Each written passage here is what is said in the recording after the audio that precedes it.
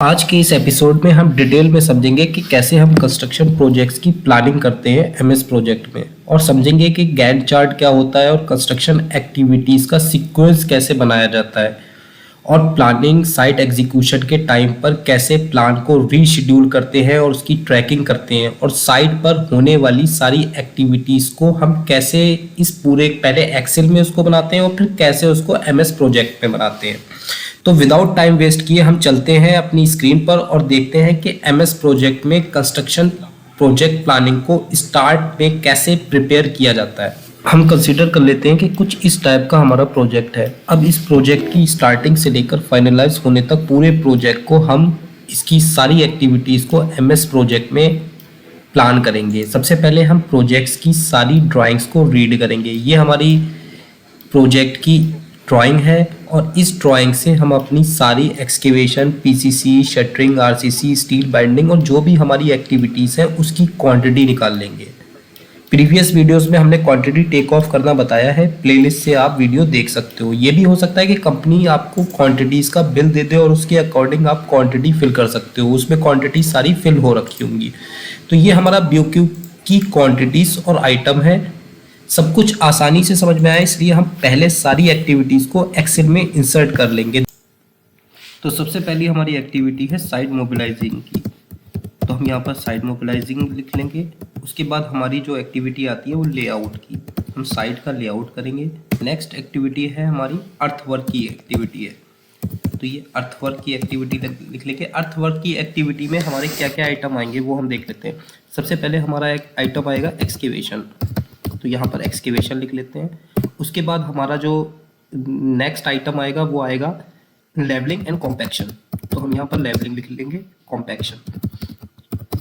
इसके बाद next item जो हमारा आएगा वो आएगा पीसीसी। बिल्डिंग के जितने भी एक्टिविटीज होती हैं वो इस टाइप की होती हैं हमारी। सबसे पहले हमारा सब स्ट्रक्चर का काम होता है, तो यहाँ पर हम डाल देंगे, यहाँ से अर्थवर्क से स्टार्ट होने से पहले यहाँ पर हम डालेंगे सब स्ट्रक्चर।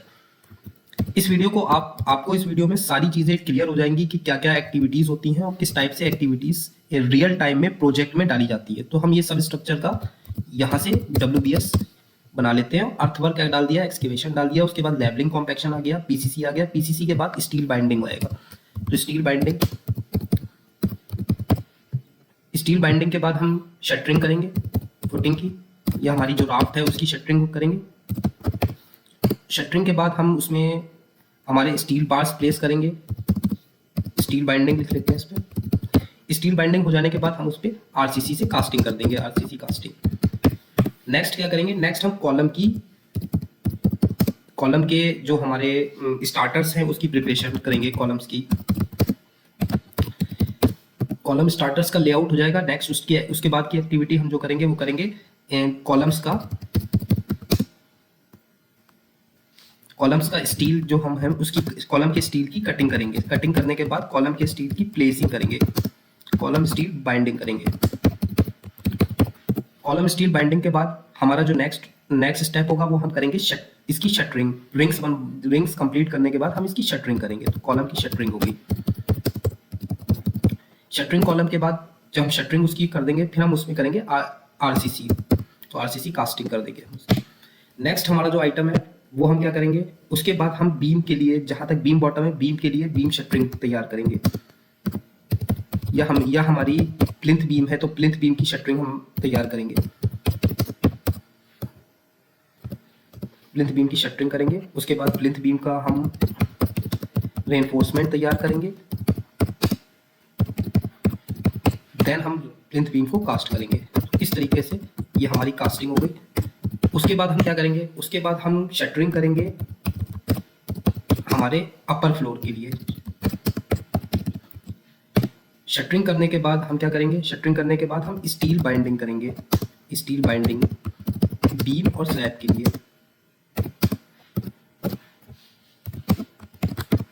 स्टील बाइंडिंग बीम और स्लैब के बाद हम क्या करेंगे, उसके बाद हम करेंगे कास्टिंग। तो इस टाइप से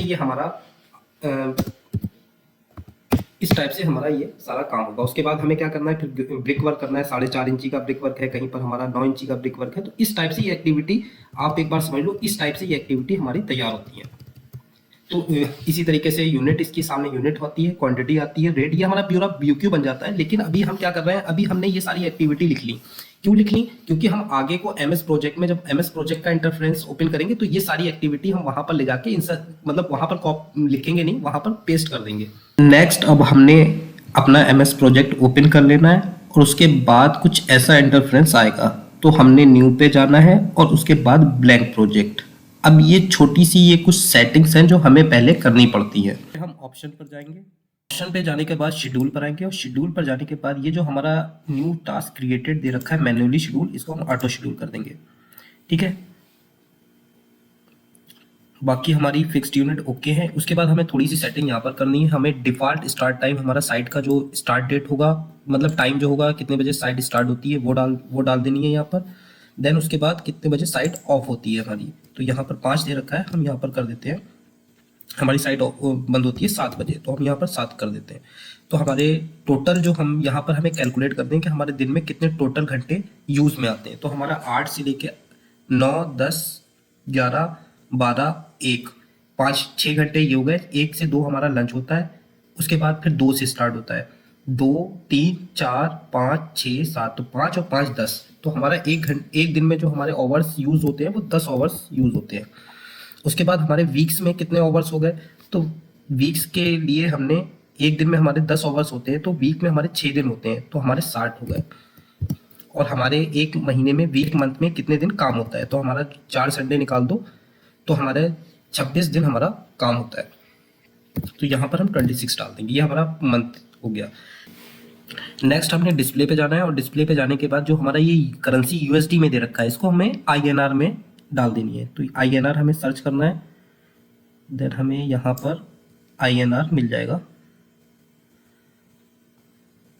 ये रहा हमारा INR। तो ये हमें INR डाल देना है और उसके बाद सिंबल में यहाँ पर आ गया, रुपए का सिंबल आ गया। देन उसके बाद हमें ये एक शेड्यूल में जाके न्यू टास्क का अफर ड्राइव इन कर देना है। ओके, देन ओके कर देना है सब।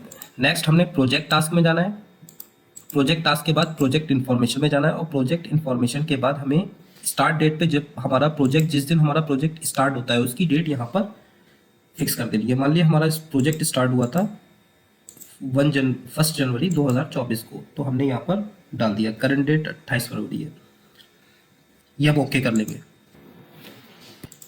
नेक्स्ट सेटिंग है कैलेंडर की। तो कैलेंडर की सेटिंग के लिए हम पहले प्रोजेक्ट टैब में जाएंगे और प्रोजेक्ट टैब में जाने के बाद चेंज वर्किंग टाइम कर देंगे। तो चेंज वर्किंग टाइम करने के बाद वर्क वीक्स कर देंगे। वर्क वीक्स करने के बाद इस पर हम क्लिक करेंगे, डबल क्लिक करेंगे और सारे जितने भी हमारे डेज हैं वीक में, उनकी सारी टाइमिंग सेट करेंगे जिस हिसाब से हमारी साइट पे काम होता है। नीचे थर्ड वाले ऑप्शन पे क्लिक करेंगे तो यहाँ पर टाइम आ जाएगा, तो यहाँ से हम सेट कर लेते हैं 8 बजे से लेकर हमारी साइट चलती है 1 बजे तक, वो सॉरी 2 बजे तक, नहीं 1 बजे तक चलती है हमारी साइट। ठीक है, तो एक, और फिर उसके बाद हमारा 1 घंटे का ब्रेक होता है। देन 2 PM से हमारी चलती है 2 PM से 7 PM, सॉरी 2 PM 7 PM। तो इसको एक एक करके जाकर सारी जगह पर इसको हम शिफ्ट सारी ऐसे ही कर लेंगे। ट्यूसडे पे गए, ओके करा, 8 AM to 1 PM, 2 PM to 7 PM।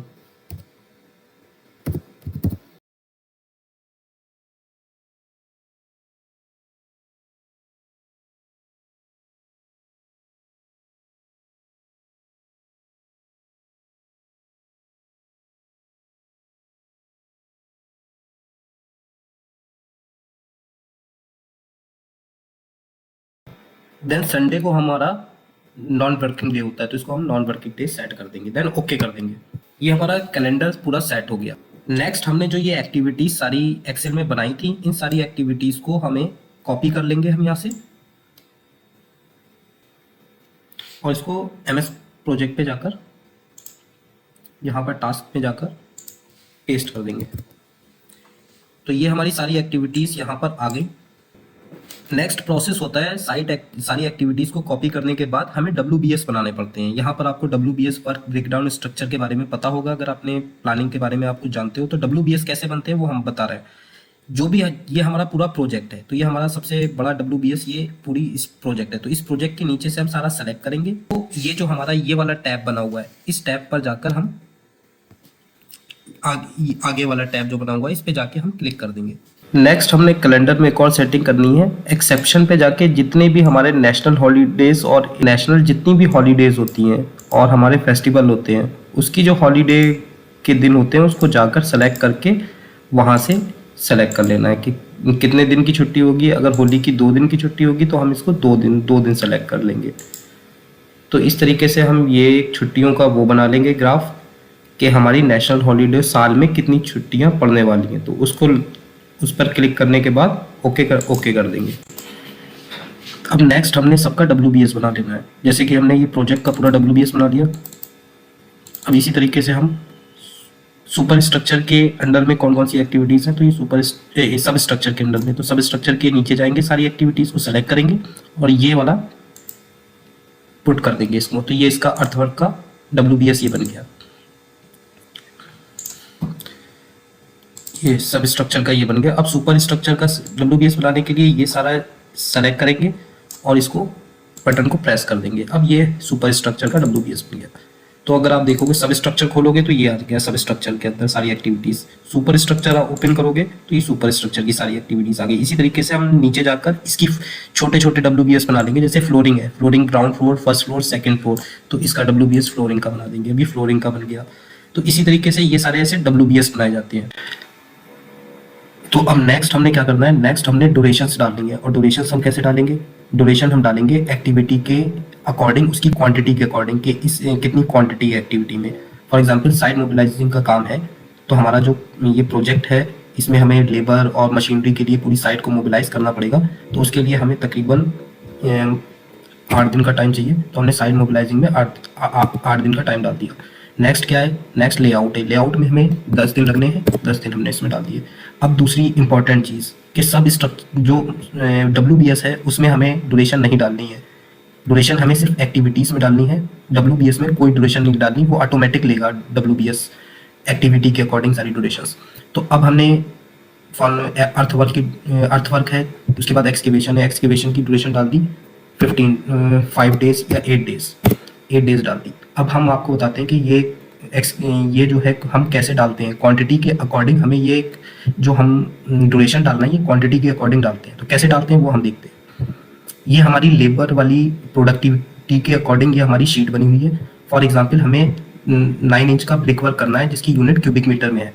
तो अब पुराने जो हमारे प्रीवियस एक्सपीरियंस के अकॉर्डिंग, प्रीवियस प्रोजेक्ट के डाटा के अकॉर्डिंग हमारा एक दिन में 1.3 क्यूबिक मीटर हो जाता है। अगर हम कितनी टीम चाहिए, एक मैसन, एक लेबर और एक कुली की टीम हमें चाहिए।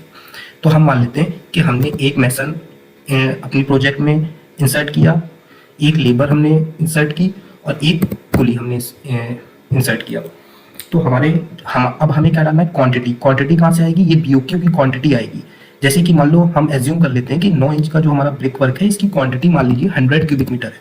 तो यहाँ पर हमने 100 डाल दिया क्वांटिटी में। अब क्या हुआ, अब ये हमारे मैसन डेज निकल के आ गए। ये आप देख लो, ये हमारे इतने दिन, मतलब इसका क्या मतलब हुआ, इसका मतलब ये हुआ कि ये 77 डेज में अगर हम एम्प्लॉय करते हैं एक मैसन, एक लेबर और एक कुली अगर हम साइट पे डालते हैं और हमारी जो BOQ की क्वांटिटी है, मतलब पूरे वर्क की जो हमारी क्वांटिटी है वो है 100 क्यूबिक मीटर। तो हमें एक मैसन, एक लेबर और एक कुली लेके अगर हम काम करेंगे तो ये जो हमारा काम पूरा कंप्लीट होगा ये कितने दिन में कंप्लीट होगा, मतलब 77 डेज मैसन के लगेंगे, 77 डेज लेबर के लगेंगे और 77 डेज मतलब 76.92 डेज कुली के लगेंगे। ये इतने लगेंगे। अब हम क्या करते हैं, हमें एक मैसन तो लेके काम करना नहीं है, हमें काफ़ी सारे मैसन भी डालने पड़ेंगे और काफ़ी सारे लेबर भी डालनी पड़ेगी। एक मैसन पे तो हम काम करते नहीं है।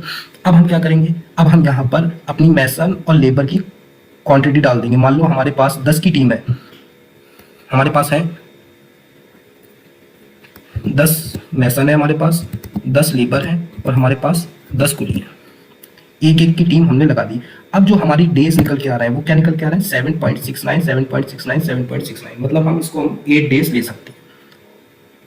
अब आपको समझ में आया किस तरीके से डाला जाता है। अगर मान लो यही क्वांटिटी BOQ की क्वांटिटी अगर हम इसको डिफरेंट कर दें, मान लो हमारी 200 क्वांटिटी होगी तो ये डेज बढ़ के 15.38, तो मतलब इतना टाइम लगेगा इस पर्टिकुलर एक्टिविटी को कंप्लीट होने में।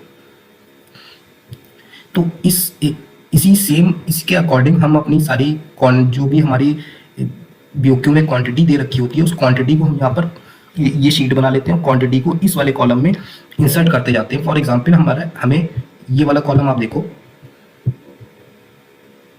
इस वाले कॉलम में आप देखो हमें एक्सटर्नल प्लास्टर कराना है जिसकी हमारी प्रोडक्टिविटी है 8 स्क्वायर मीटर पर डे की। अब कब? जब हमारा एक लेबर और एक मैसन और एक लेबर लग के और एक हेल्पर लग के, ये 3 लोग लग के 8 स्क्वायर मीटर एक दिन में निकालते हैं। तो अब हमारी टोटल जो क्वांटिटी है बीओक्यू में जो हमने देखा एक्सटर्नल प्लास्टर की कितनी क्वांटिटी है, तो वो हमारी आ रही है 3200। तो यहाँ पर हमने 3200 डाल दिया। 3200 डालते ही अगर हम यहाँ पर क्या कह रहा है प्रोडक्टिविटी चार्ट, कि अगर हम एक मैसन, एक लेबर, एक कुली के साथ चलते हैं तो हमें 400 दिन लगने वाले हैं। अब हम क्या करेंगे, हमें 400 दिन में तो प्रोजेक्ट कंप्लीट नहीं करना, हमें डालने हैं ज़्यादा से ज़्यादा मैसन और लेबर। तो हम क्या करेंगे, हम टीम डाल दी हमने, यहाँ पर डाल दी 12 मैसन, 12 लेबर, 12 कुली। अब हमारे कितने डेज निकल के आ गए? 33 डेज निकल के आ रहे हैं। और अगर इसी हिसाब से अगर हम और बढ़ा लें, 20 के हिसाब से कर लें, मान लो हमें 20 लेबर चाहिए, 20 मैसन चाहिए, 20, तो अब हमने हमारे कितने डेज आ रहे हैं, मतलब 20 डेज, ये 20 डेज आ रहे हैं। तो ये ड्यूरेशन में हम इस तरीके से ड्यूरेशन को निकालते हैं। तो इस तरीके से हम अपनी ड्यूरेशन डाल देंगे। 8 डेज हो गया, इसमें लेवलिंग कॉम्पेक्शन में हमें कितना टाइम लगेगा, तो उसी हिसाब से हमारे पास कितनी लेबर है, कितनी मशीन है, उसके हिसाब से हम सारे डेज ये फिक्स करते जाएंगे। 9 दिन लगने हैं इसमें, पीसीसी होने में हमें 12 दिन लगने हैं, स्टील बाइंडिंग होने में हमें 25 दिन लगने हैं, शटरिंग ड्राफ्ट होने में हमें तकरीबन 12 दिन लगने हैं, इसी तरीके से स्टील बाइंडिंग होने में हमें 19 दिन लगने। तो ये सारी हम क्या करेंगे, आप समझ लो, क्वांटिटी हमें लेबर वाला लगाना है, उसमें हम कितनी लेबर डिप्लॉय कर रहे हैं और उसके अकॉर्डिंग ये डेज निकल के आएंगे क्वांटिटी के अकॉर्डिंग। तो आप समझ गए। तो हम यहाँ पर ड्यूरेशन डाल लेते हैं सारी। और ये जो हमने WBS में कोई भी वैल्यू नहीं पुट करनी है, सिर्फ हमें एक्टिविटीज में पुट करनी है। तो ये हम सारा, तो ये हमने अपने सारी डेट्स कंप्लीट कर ली। अब ये हमारा एक स्टेप यहाँ तक कंप्लीट हो चुका है, मतलब हमने एक्टिविटीज सारी डाल दी है और एक्टिविटीज के बाद हमने ड्यूरेशन डाल दिया। आपने समझ लिया ड्यूरेशन कैसे डालनी है, लेबर प्रोडक्टिविटी के अकॉर्डिंग आपने कितनी लेबर डिप्लॉय करनी है साइट पर, उसके अकॉर्डिंग ड्यूरेशन निकल के आएगी।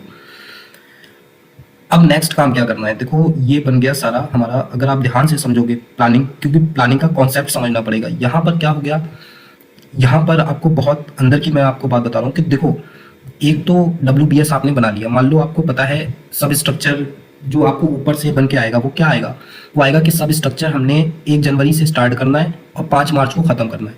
ठीक है, ये आपको मान लो MD की तरफ से ये आ गया कि ये हमारी सब स्ट्रक्चर की हमारी जो कंप्लीशन डेट है, स्टार्टिंग डेट है 1 जनवरी और कंप्लीशन डेट है 5 मार्च। तो 25 दिन का ये काम है। अब हमें जो ग्राउंड पे क्या करना पड़ता है, ये तो ऊपर से आ गया कि इतने 25 दिन में ये काम करके दो। तो अब हमें क्या करना पड़ता है, ये हमें WBS बन के आ गया ऊपर से। अब इस WBS के अंदर कितनी एक्टिविटी होंगी, क्या क्या चीज़ें होंगी, वो जब हम उसको 25 दिन के अंदर प्लान करेंगे, जब हम 25 दिन के अंदर प्लान करेंगे तो हम सारा 9 दिन का हमारा अर्थवर्क आ गया। फिर उसके बाद एक्सकेवेशन हमने 8 दिन में किया, लेवल कॉम्पेक्शन हमने 9 दिन में किया, उसके बाद PCC हमने 12 दिन में की, फिर स्टील बाइंडिंग 25 दिन में की। तो ये सारा मिलके हमारा इस तरीके से सब स्ट्रक्चर की ये पूरा बन के आ रहा है, सब स्ट्रक्चर 25 दिन में। समझ लो। तो ये ऊपर से जो हमें MD और ये कंपनी के ऊपर से ये हमें ये मिल के आ जाता है कि ये हमारा WBS है, इतने दिन में आप प्लानिंग करके दो, 25 दिन में कैसे काम कंप्लीट होगा। तो जब हम इसको WBS मान लेते हैं और फिर इसके अंदर जितनी भी एक्टिविटी होती है डिटेल में निकालते हैं, छोटी छोटी एक्टिविटी को पार्ट अप कर लेते हैं, सारी एक्टिविटी को बाइफरकेट करके छोटी छोटी एक्टिविटी को उसमें डालते हैं। अब नेक्स्ट काम क्या होता है ड्यूरेशन के बाद, तो ड्यूरेशन के बाद जो नेक्स्ट काम होता है वो एक्टिविटीज़ को आपस में लिंक करना होता है। फिर से याद रख लो कि एक बार हमने सारी टास्क नेम डाल दिए, एक्टिविटीज़, उसके WBS बना लिए। अब WBS के बाद हमने ड्यूरेशन डाल दी, प्रोडक्टिविटी के अकॉर्डिंग जो जितनी क्वांटिटी होगी उस अकॉर्डिंग हमारे डेज आ गए ड्यूरेशन। अब ड्यूरेशन जब हमने डाल ली तो हमारा ये चार्ट कुछ इस तरीके से बन गया। जैसे आप देख रहे हो ये सारे हमारे चार्ट ये बन के आ रहा है सारा चार्ट। तो ये इस तरीके से हमारा चार्ट पूरा बन गया। इसको हम थोड़ा छोटा करेंगे तो इस तरीके से आपको दिख रहा है। अब आपको एक चीज़ दिख रही है कि सारी एक्टिविटी एक ही दिन स्टार्ट हो रही है, सब चल के आ रही है। तो अब हमें नेक्स्ट काम क्या करना है, अब हमें इन सारी एक्टिविटीज़ में आपस में लिंक अप करना है। सारी एक्टिविटीज़ को लिंकअप क्या होता है उसको हम यहाँ पर डिटेल में समझते हैं। गैंट चार्ट का भी समझ में आएगा कि गैंट चार्ट कैसे बनता है, किस हिसाब से बनता है। अब देखो ये सारी एक्टिविटी कह रही है कि 0 डेट पे स्टार्ट होना है, पर ऐसा तो नहीं है। जब तक हमारा एक्सकेवेशन स्टार्ट होगा उसके बाद हमारी लेवलिंग स्टार्ट होगी, यही तो है ना। जब हमारी लेवलिंग थोड़ी सी हो जाएगी तब हमारा स्टील वर्क स्टार्ट होगा, स्टील वर्क के बाद जब हमारी फिर कास्टिंग स्टार्ट होगी। तो इस तरीके से हमारा काम होता है। ये हमारा ऐसे करके एक्टिविटीज चलती है। मतलब आप ऐसे समझो कि मान लो हमने पहले दिन से एक्सकेवेशन स्टार्ट करी, यहाँ से हमने एक्सकेवेशन जेसीबी लाए और जेसीबी से हमने एक्सकेवेशन करते स्टार्ट करे। 2 तारीख को एक्सकेवेशन करा, 3 तारीख को एक्सकेवेशन करा, 4 तारीख को एक्सकेवेशन करा। अब क्या होगा, ये वाला एरिया हमें मिल गया यहाँ तक। अब ये वाला एरिया तीसरे दिन में हमें इतना एरिया मिल गया, ये वाला एरिया हमारा एक्सकेवेशन हो चुका है। तो अब हम ध्यान से समझना यहाँ पर क्या करते हैं। जब हमारा इतना एरिया यहाँ तक हो चुका तो अब हम क्या करते हैं, अब हम यहाँ से अपनी दूसरी एक्टिविटी स्टार्ट कर देते हैं। देखो प्रोजेक्ट में, कंस्ट्रक्शन प्रोजेक्ट में ध्यान से सुनना कि कंस्ट्रक्शन प्रोजेक्ट में कोई भी एक्टिविटी दूसरी एक्टिविटी के खत्म होने का इंतजार नहीं करती। मतलब ऐसा नहीं है कि एक्सकेवेशन खत्म हो जाएगा तब ये लेवलिंग स्टार्ट होगी, नहीं। एक्सकेवेशन हमारा यहाँ से स्टार्ट हुआ, पहले दिन से एक्सकेवेशन होते हुए दूसरे दिन पे पड़ा, ये एरिया खत्म हो गया, फिर आगे बढ़ा। जैसे ही एक्सकेवेशन यहाँ तक पहुंचा, हमारे लेवलिंग के वर्कर्स लग जाएंगे और वो यहाँ से, मान लो पहला दिन हो गया, अब दूसरे दिन से वो लग जाएंगे, इतने एरिया में वो लग जाएंगे और यहाँ पर वो अपना काम करने लगेंगे। जब तक हमारा एक्सकेवेशन का काम आगे जाएगा तो ये लेवलिंग का काम भी आगे चलता जाएगा। ये पूरा ऐसे करके कंप्लीट होगा। तो जैसे हमारी एक्सकेवेशन खत्म होगी, उसके कुछ 1-2 दिन बाद हमारी ये लेवलिंग वाली, ये वाली भी पूरा खत्म हो जाएगी एक्टिविटी। तो उसी हिसाब से ये मान लो ये हमारी रेनफोर्समेंट की एक्टिविटी है कि लेवलिंग हो गई, फिर हमें पीसीसी डालनी है। तो ये पीसीसी की एक्टिविटी हो गई। पीसीसी कब कर देनी है, जैसे लेवलिंग हमारी होती हुई स्टार्ट हुई और यहाँ तक लेवलिंग पहुंच गई, बस वहीं से हमें पीसीसी स्टार्ट कर देनी है। जब हमारी लेवलिंग खत्म होगी उसके बाद पीसीसी खत्म हो जाएगी। पीसीसी के बाद हमारी रेनफोर्समेंट स्टार्ट होगी और रेनफोर्समेंट के बाद हमारी ऐसे करके कंक्रीट स्टार्ट हो जाएगी, फिनिश हो जाएगी। तो मतलब जो आप ग्राफ देख रहे हो,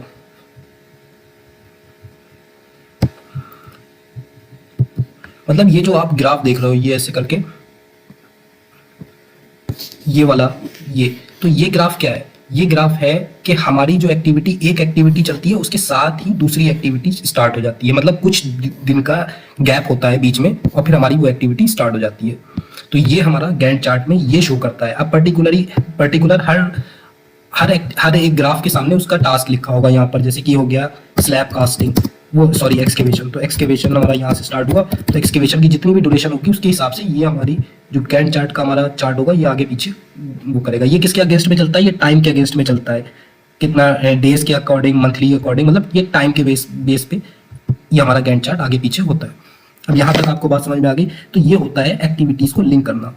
लिंक करने का मतलब है कि इस एक्टिविटी के कितने दिन बाद ये एक्टिविटी स्टार्ट होगी, इस एक्टिविटी के कितने दिन बाद ये एक्टिविटी स्टार्ट होगी, ये एक्टिविटी खत्म होगी, उसके बाद ये एक्टिविटी कितने दिन बाद खत्म होगी, कितने दिन बाद ये एक्टिविटी से इस एक्टिविटी का क्या लिंक है। तो ये होता है लिंक। अब ये आप समझ गए होंगे कि लिंक क्या होता है, सारी एक्टिविटी को जो लिंक कराया जाता है। अब हम समझेंगे कि उस लिंक को हम एमएस प्रोजेक्ट में कैसे इंसर्ट करते हैं।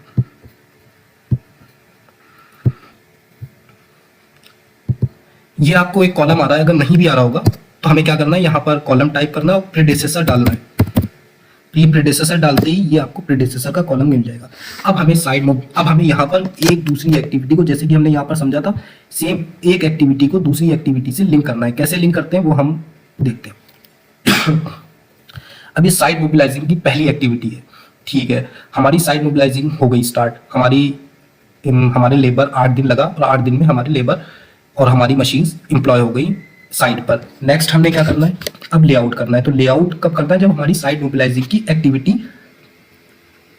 एंड हो गई। तो अब हम लेआउट के आगे प्रीडिसेसर में क्या लिखेंगे कि इसका प्रीडिसेसर एक्टिविटी कौन सी है।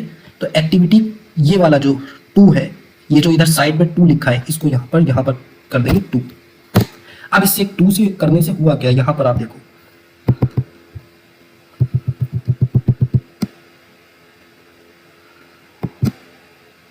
टू करने से यहाँ पर ये एक्टिविटी इस एक्टिविटी के बाद में स्टार्ट हो रही है। ये आप देख रहे हो, ये एक्टिविटी जो हमारी है, इस एक्टिविटी को हमने 2 डाल दिया। मतलब ये वाली एक्टिविटी तब स्टार्ट होगी जब ये वाली 2 वाली एक्टिविटी, ये 2 वाली जो एक्टिविटी है ये खत्म हो जाएगी। तो ये यहाँ पर ये आ गया।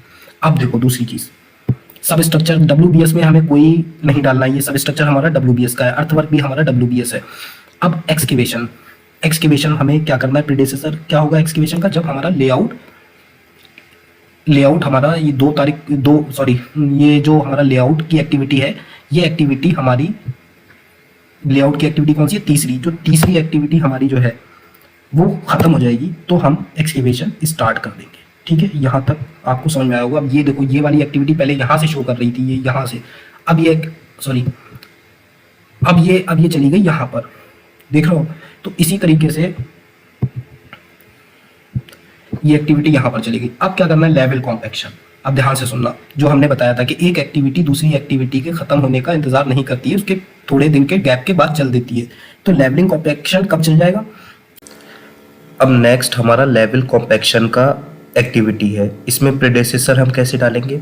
जो हमारी एक्सकेवेशन की एक्टिविटी है, ये हमारी एक्सकेवेशन की एक्टिविटी है, ये वाली हमारी एक्सकेवेशन की एक्टिविटी है। अब इस एक्सकेवेशन की एक्टिविटी के बाद हमारा जो नेक्स्ट एक्टिविटी होगी लेवल कॉम्पैक्शन। तो लेवल कॉम्पैक्शन का प्रीडेसेसर एक्टिविटी कौन सी है? उसके पहले वाली एक्टिविटी, तो हम यहाँ पर डाल देंगे इसके नंबर के हिसाब से 6।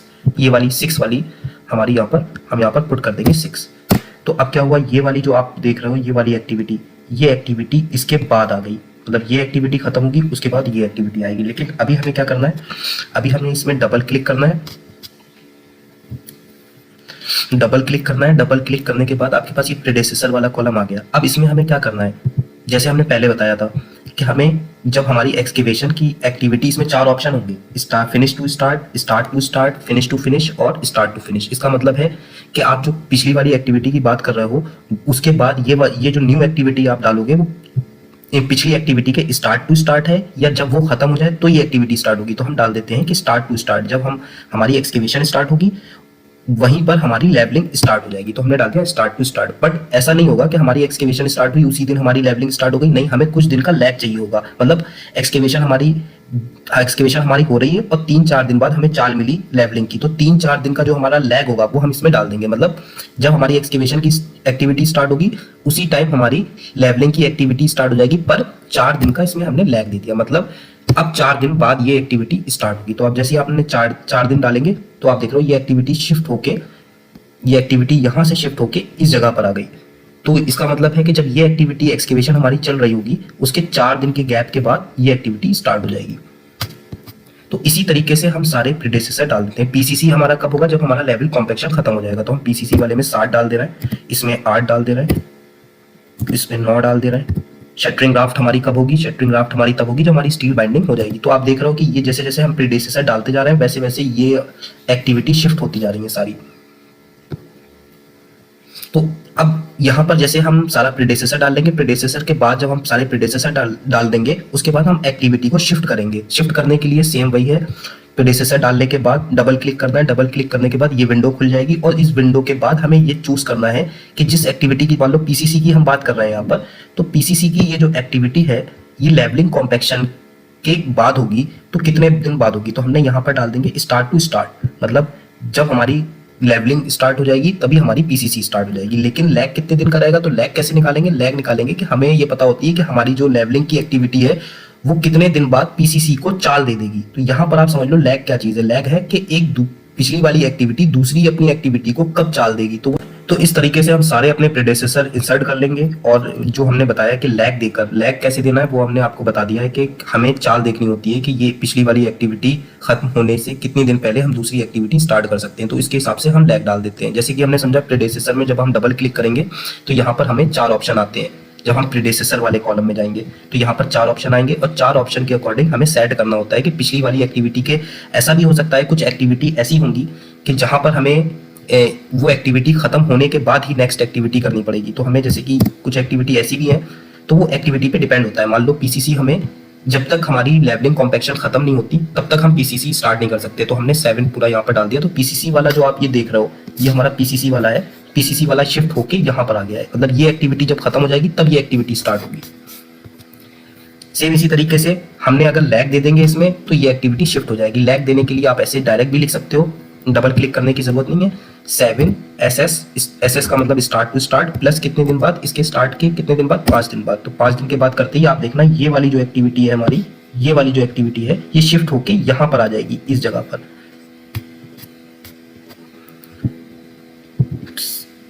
सॉरी 7SS प्लस 5, बस डेज में लिखना है। 7SS प्लस 5 लिख दिया। अगर माइनस करना है तो माइनस लिख देना है। देखो ये एक्टिविटी शिफ्ट हो गई। तो इस तरीके से हमें अपने सारे प्रीडेसेसर डाल लेने हैं। और जब हम अपने सारे तो चलिए हम अपने सारे प्रीडेसेसर डाल लेते हैं तो आपको दिखा देते हैं किस तरीके से बनता है।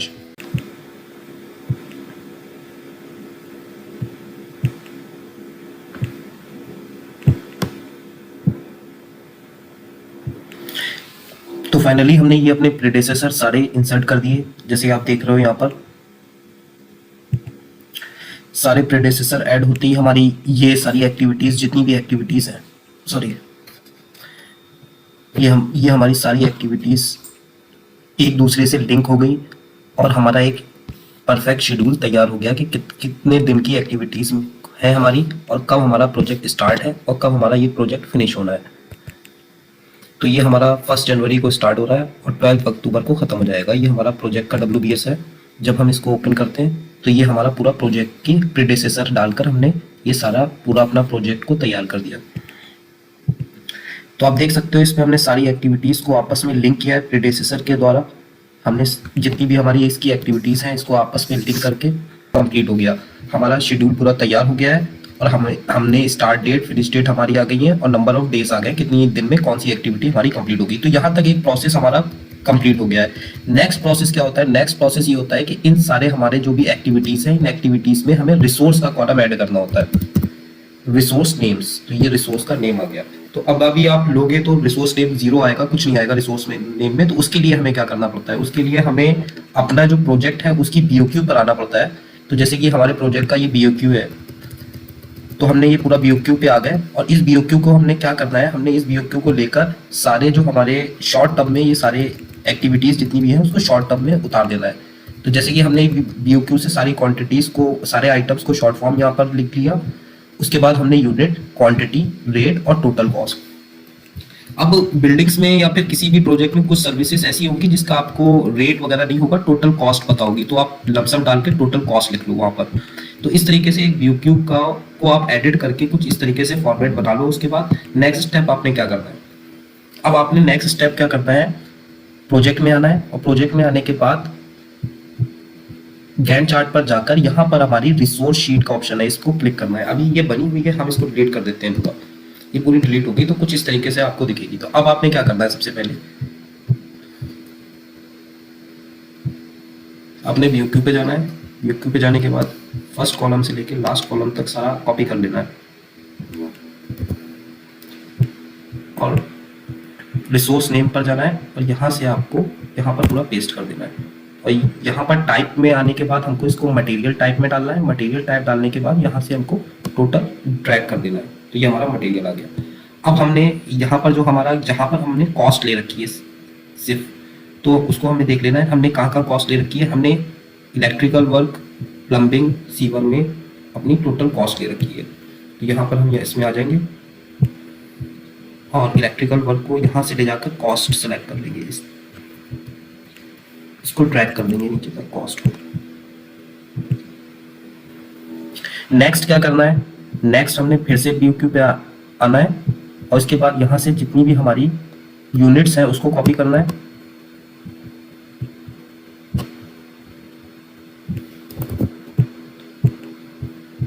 और हमारे जो ये मटेरियल का ऑप्शन है, इस ऑप्शन पर आकर सेम उसी कॉलम पर जाकर पेस्ट कर देना है। तो ये हमारी यूनिट्स पेस्ट हो गई। नेक्स्ट स्टेप क्या करना है? नेक्स्ट फिर से BOQ पे आना है, रेट वाले कॉलम में जाना है और अपने रेट सारे कॉपी कर लेने हैं यहाँ से। और इसको यहाँ पर जाकर ये जो हमारा स्टैंडर्ड रेट दिखा रहा है, इस पे एक कॉलम पे सेलेक्ट करना है और Ctrl V करके सारा सेट कर देना है। अब हमारी रिसोर्स शीट सेट हो गई है। नेक्स्ट स्टेप क्या करना है? नेक्स्ट स्टेप हमने जाना है, क्वांटिटी अभी हमने नहीं डालनी है इसमें, क्वांटिटी नेक्स्ट प्रोसेस में बताएंगे कैसे डालने। तो अभी हमने जाना है गैंट चार्ट पर और गैंट चार्ट पर जाने के बाद हमने रिसोर्स, ये जो हमने रिसोर्स का कॉलम ऐड किया था, इसमें जाके क्या करना है? इसमें जो हमारी BOQ के आइटम हमने डाले हैं उससे इसको लिंक कराना है। तो हम रिसोर्स नेम पे जाएंगे, एक्सकेवेशन पे हम इस पर क्लिक करेंगे। 3 तरीके हैं लिंक करने के, सब सारे तीनों तरीके हम आपको बता रहे हैं। तो एक्सकेवेशन पे जाएंगे, इस पर क्लिक कर दिया तो ये हमारी एक्सकेवेशन ऐड हो गई। इसी तरीके से PCC पे जाएंगे, PCC पे ये हम अपनी PCC M15 ये हमारी ऐड होगी। एक बार सिर्फ क्लिक करेंगे तो एक बार क्लिक करने से ही ऐड हो जाएगा। दूसरा तरीका क्या है? हम इसके स्टील बाइंडिंग पे गए और रिसोर्स पे जाने के बाद असाइन रिसोर्सेज पे चले गए। असाइन रिसोर्सेज पे जाने के बाद हमने क्या करना है? हमने स्टील बाइंडिंग का जो हमारा टास्क है उस टास्क को हमें BOQ वाले आइटम से कनेक्ट करना है। तो स्टील वाला कौन सा हमारा है? ये रहा हमारा स्टील रेनफोर्समेंट। इसको हम जाएंगे यहाँ से असाइन कर देंगे। असाइन अब यहाँ पर सबसे पहला काम हमने क्या करना है? हमारा जो BOQ होगा उसमें अपनी क्वांटिटी हमें बाइफरकेट करनी है। तो मतलब हमारा यहाँ पर, जैसे कि यहाँ पर हम देख रहे हैं कि M25 ग्राउंड फ्लोर में आरसीसी होनी है, तो इसकी टोटल जो वैल्यू है वो है 980। अब लेकिन 980 कहाँ कहाँ पर 980 ये कंक्रीट प्योर हुई है, तो उसके लिए हम बाइफरकेट एक शीट बना लेंगे और उसमें सारी वैल्यू पुट अप कर देंगे। जैसे कि प्लिंथ बीम में हमारी कंक्रीट यूज हुई 104, अब कॉलम ग्राउंड फ्लोर के कॉलम में जो हमारी यूज हुई वो हुई 98, बीम स्लैब ग्राउंड फ्लोर की जो बीम स्लैब है उसमें 200, और कॉलम फर्स्ट फ्लोर के उसमें 98, और बीम स्लैब जो फर्स्ट फ्लोर की है उसमें 376, और मिसलेनियस आइटम में हमारी 104 ये हुई है। तो टोटल मिला के ये कितना हो गया, ये 980 क्यूबिक मीटर हो गया। तो इस तरीके से हमें सारी क्वांटिटी बाइफरकेट कर लेनी है। इसी तरीके से जैसे आप देख रहे हो ये स्टील का आइटम है, स्टील वर्क की हमने सारी टोटल क्वांटिटी है 186.32, तो हमने इसको पूरा बाइफरकेट कर लिया है कि 37.4 इसमें डलेगी, प्लिंथ बीम में 32.73 डलेगी, और ग्राउंड फ्लोर के कॉलम में 18.7 इसकी क्वांटिटी आएगी। बीम स्लैब ग्राउंड फ्लोर की बीम स्लैब में 46.75 आएगी, फर्स्ट फ्लोर के कॉलम में 18.7 आएगी, और फर्स्ट फ्लोर की बीम स्लैब में 32 एमटी आएगा। तो ये हमारे टोटल हमारी स्टील है जो कि हमने बाइफरकेट कर ली। और इस बाइफरकेट करने के बाद हमने अपना जो हमारा एमएस प्रोजेक्ट पे हम आएंगे, और हमने जो हमारे 3 है, जैसे कि एक्सकेवेशन की, हमें यहाँ पर एक्सकेवेशन का रिसोर्स हमने क्या करना है, ये हम इस पे गए और एक्सकेवेशन अप टू 1.5 मीटर को हमने सेलेक्ट कर लिया। उसके बाद हमने क्या करना है, चाहे तो हम यहाँ पर टास्क में आए और यहाँ से हमने डिटेल पर क्लिक किया तो एक डिटेल खुल जाएगी। अब यहाँ पर डिटेल में क्या करना है, हमारी एक्सकेवेशन की क्वांटिटी कितनी है, तो ये हमने इसमें अपने BOQ में देखा, एक्सकेवेशन की हमारी क्वांटिटी है 4550। तो अब इस 4550 को ले जाकर हमने फिर से हम दिखा देते हैं डिटेल का कॉलम, इस वाले कॉलम में जाना है, उसके बाद डिटेल में जाना है, डिटेल का कॉलम खुल जाएगा। अब यहाँ पर हमें, यहाँ पर 0 होगा, आप यहाँ पर 4550 डाल सकते हो, 4550। तो इस तरीके से ये हमारी 4550 कनेक्ट हो जाएगी। इसी तरीके से नेक्स्ट करेंगे, फिर नेक्स्ट करेंगे PCC कितनी डलनी है, तो PCC के लिए हम अपना BOQ ओपन करेंगे, BOQ में PCC की वैल्यू देखेंगे कितनी है 800, तो 800 हम यहाँ पर पुट कर देंगे। तो यहाँ ये हमारी 750 है, तो इसको हम 750 को चेंज करके 800 कर देंगे। तो इसका एक दूसरा तरीका ये है। और तीसरा तरीका जो हमारे पास है वो है, हम रिसोर्स में जाएंगे और रिसोर्स असाइन रिसोर्स में क्लिक करेंगे। अब इसके बाद ये हमारा PCC N15 का ऑप्शन है, और यहाँ पर जाकर हम 800 इंसर्ट कर देंगे। इंसर्ट होते ही ये हमारी कॉस्ट चेंज हो जाएगी। असाइन, सॉरी ये गलत असाइन हो गया, इसको हम रिमूव कर देंगे, ये रिमूव कर देंगे। तो इस तरीके से 3 तरीके से हम रिसोर्स अपनी ऐड कर सकते हैं। तो इस पूरे जितने भी हमारे कॉलम है, इस टास्क के सामने जो आइटम हमारा BOQ में होता है, वो आइटम की क्वांटिटी को बाइफरकेट करके हमें यहाँ पर सबसे पहले इस रिसोर्स नेम पे जाके उस पे टिक कर लेना है, जो हमारा इस टास्क का करस्पॉन्डिंग आइटम है BOQ का। तो उसको हमें यहाँ पर क्लिक कर लेना। क्लिक करने के बाद हमारा यहाँ पर आपको जो 3 तरीके हमने आपको बताया कि असाइन रिसोर्सेज से आप यहाँ पर जाकर क्वांटिटी डाल सकते हो, या फिर असाइन रिसोर्सेज पे ना जाओ तो आप टास्क में जाके डिटेल, यहाँ पर डिटेल में जाओगे और डिटेल में जाकर यहाँ पर क्वांटिटी डाल सकते हो। तो ऐसे करके आप सारी क्वांटिटी इस रिसोर्स नेम में सेलेक्ट करके और सारी क्वांटिटी ऐसे करके आप इंसर्ट कर सकते हो। तो एक बार हमने देख लो, हम ये सारी क्वांटिटी हमने इसमें इंसर्ट कर ली है। आप टास्क के सामने देखो, हमने सारी अपनी क्वांटिटी इंसर्ट कर ली है और रिसोर्स का सारे रिसोर्स के नेम ऐड कर लिए। अब इसमें कुछ चीजें ऐसी थी जो कि कॉस्ट थी, जैसे कि सीवर वर्क के हमारे पास हमारी क्वांटिटी नहीं थी, लेकिन हमें ये पता था कि हमारा 8,50,000 का टोटल काम डिस्ट्रीब्यूट हुआ है कॉन्ट्रैक्टर को। तो हमने क्या किया, हमने सीवर वर्क का यहाँ पर जो हमारी शीट थी, ये हमारी जो शीट थी, इसमें हमने क्या किया, सॉरी रिसोर्स शीट, ये हमारी रिसोर्स शीट में हमने जाके क्या किया था, हमने ये सीवर वर्क का आप देख रहे हो, इसको हमने मटेरियल ना देके कॉस्ट दिया था। कॉस्ट में ले जाके हमने यहाँ पर इसका कॉस्ट दिया था, और यहाँ पर जो इसकी वैल्यू थी हमारे BOQ ऑर्डर में, तो हमने वो वैल्यू यहाँ जाके, जो आप देख रहे हो कि ये सीवर वर्क का काम, सीवर वर्क का वो जो 8,50,000 की वैल्यू है, वो जाके हमने रिसोर्स को यहाँ पर से गए थे और यहाँ से साइन रिसोर्स करके ये 8,50,000 यहाँ पर इंसर्ट कर दिया था। तो इस तरीके से आप कॉस्ट, मान लो कोई वर्क ऑर्डर है, तो वर्क ऑर्डर की क्वांटिटी नहीं है और रेट नहीं है, लेकिन टोटल वर्क पता है कि हाँ हमारा ये 8 लाख या 10 लाख का काम है, तो उस काम को आप कॉस्ट वाले आइटम रिसोर्स शीट में जाकर कॉस्ट सेलेक्ट करोगे, और उसके बाद यहाँ से रिसोर्स पूल पर जाकर, सॉरी असाइन रिसोर्स पर जाकर असाइन रिसोर्स पर जाकर यहाँ पर आप उसकी डायरेक्ट कॉस्ट डाल दोगे। तो ये क्या होगा, ये सारा कनेक्ट हो जाएगा हमारे BOQ से। अब देख लो, 1 मिनट, हमने ये सारे आइटम और क्वांटिटी इसमें फिल कर दी। अब ये जो टोटल हमारा अमाउंट आ रहा है वो कितना आ रहा है, हम सबको बंद कर लेते हैं। ये अब ये हमारा टोटल प्रोजेक्ट है। इस टोटल प्रोजेक्ट की जो वैल्यू आ रही है वो आ रही है 82523037। अब हमने ये MS प्रोजेक्ट की जो हमारी वैल्यू आ रही है टोटल, वो हमने यहाँ पर इंसर्ट कर ली, 82523037, मतलब 8,25,23,037 रुपए। तो ये हमारी जो वैल्यू आ रही है वो MS प्रोजेक्ट में आ रही है। बाकी हमारी जो BOQ की वैल्यू है वो है हमारी 8,19,85,536। तो ये हमारा जो वेरिएंस आ रहा है, ये वेरिएंस कितने का आ रहा है, ये आ रहा है 5,37,500। मतलब MS प्रोजेक्ट की वैल्यू 5,37,500 ज्यादा आ रही है हमारी BOQ की वैल्यू से।